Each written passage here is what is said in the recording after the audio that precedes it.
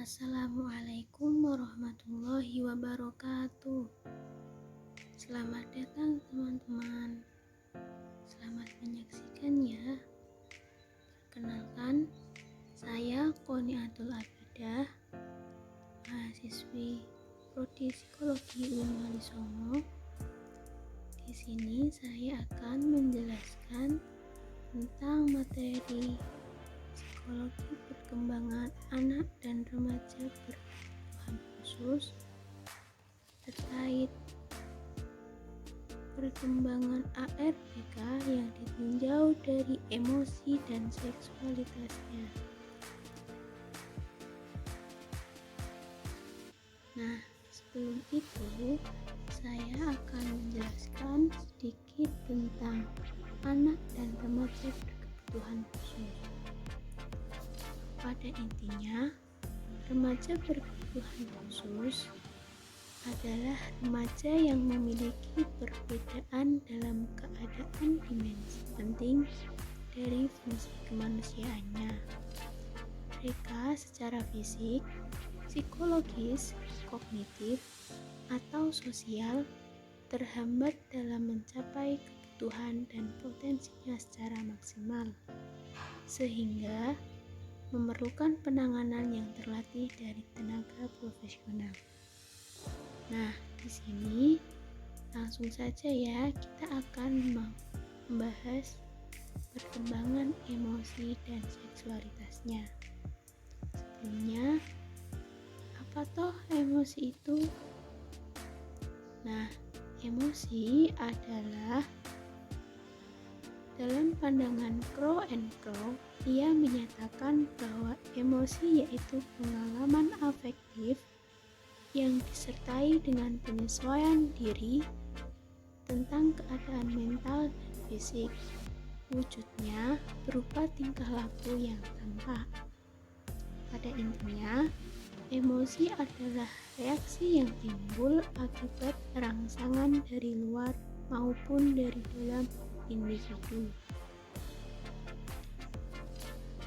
Nah, perlu teman-teman ketahui, emosi tidak seluruhnya tentang marah ya. Di sini saya menyebutkan beberapa macam-macam emosi, yaitu ada emosi senang, ada emosi marah, emosi sedih, dan emosi takut.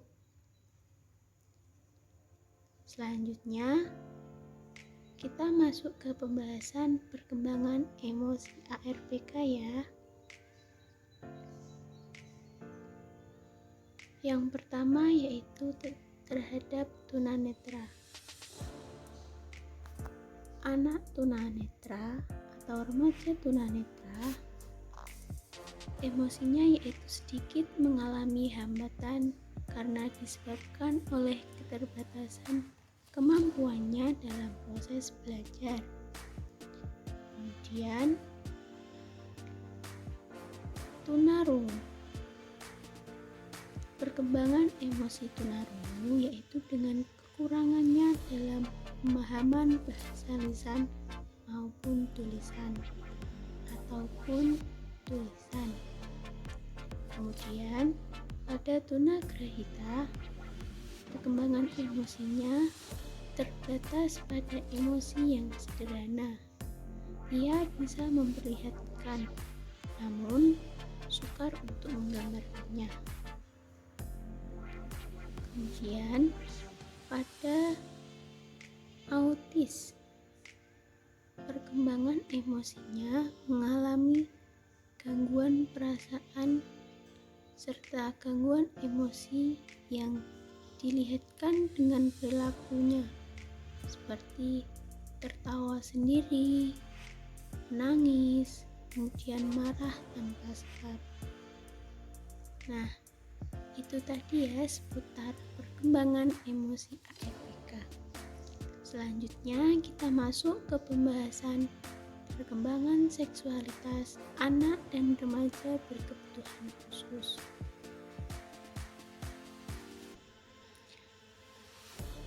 Sebelum memasuki tentang perkembangan seksualitas ARPK, Di sini saya akan menyinggung sedikit terkait seksualitas. Seksualitas pada remaja maupun remaja awal menuju remaja dewasa itu merujuk pada perasaan seksual, perilaku, serta perkembangan pada diri remaja yang menuju tahap seksualitas.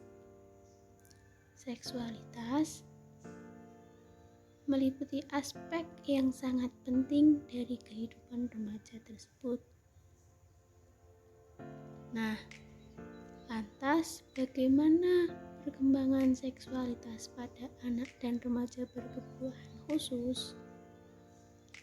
Anak dan remaja berkebutuhan khusus mengalami perkembangan seksualitas yang sama dengan anak maupun remaja normal pada umumnya, yaitu ditandai dengan perubahan-perubahan seksual primer serta perubahan-perubahan seksual primer sekunder seperti menstruasi, mimpi basah, dan lain sebagainya. Selanjutnya, anak dan remaja berkebutuhan khusus juga mengalami pubertas dan hasrat pada lawan jenis. Ini dimaksudkan bahwa para remaja dengan disabilitas mental juga mengalami perkembangan secara fisik maupun psikisnya.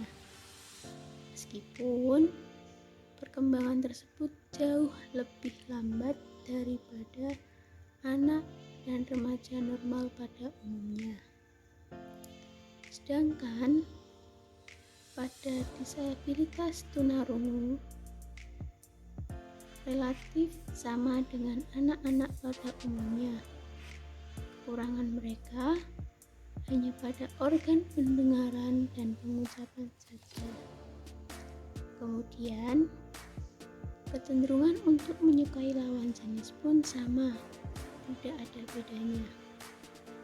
Perbedaan yang muncul adalah tingkat kematangan berpikir atau psikisnya yang jauh daripada anak-anak pada umumnya. Nah, sekian ya teman-teman penjelasan terkait perkembangan emosi dan seksualitas anak dan remaja berkebutuhan khusus. Semoga bermanfaat. Wassalamualaikum warahmatullahi wabarakatuh.